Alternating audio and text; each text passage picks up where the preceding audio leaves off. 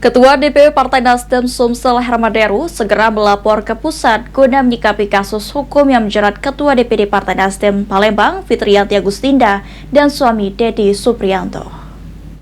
Sebagai kader Nasdem sendiri Pak, gimana Pak? Gimana Pak tanggapannya Pak? Ketua Dewan Pimpinan Wilayah DPW Partai Nasdem Sumatera Selatan, Hermaderu, menyatakan prihatin atas kasus hukum dugaan tindak pidana korupsi yang menjerat Ketua Dewan Pimpinan Daerah Nasdem Palembang Fitriyanti Agustinda dan suami yang juga anggota fraksi Nasdem DPRD Palembang Dedi Supriyanto.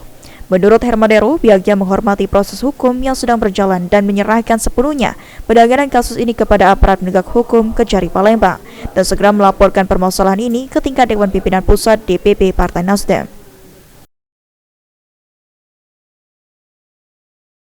Pemberitahuan dari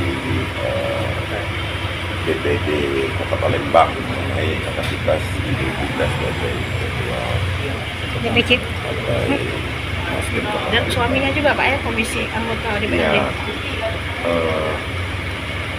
harapan saya agar ikuti dulu proses hukumnya. Tentu kita akan melaporkan ini ke DPP. Apa tindakan DPP? Apakah memberikan bantuan hukum atau bagaimana?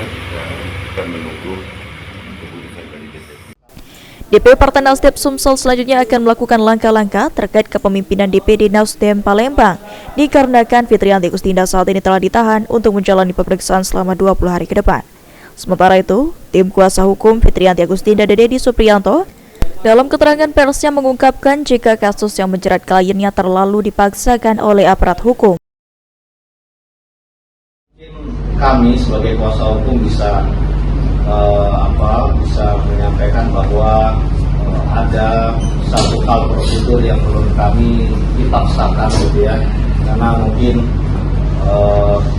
bayangkan Pak Dedi ini baru sekali datang untuk klarifikasi, tetapi setelah itu langsung ditetapkan sebagai tersangka.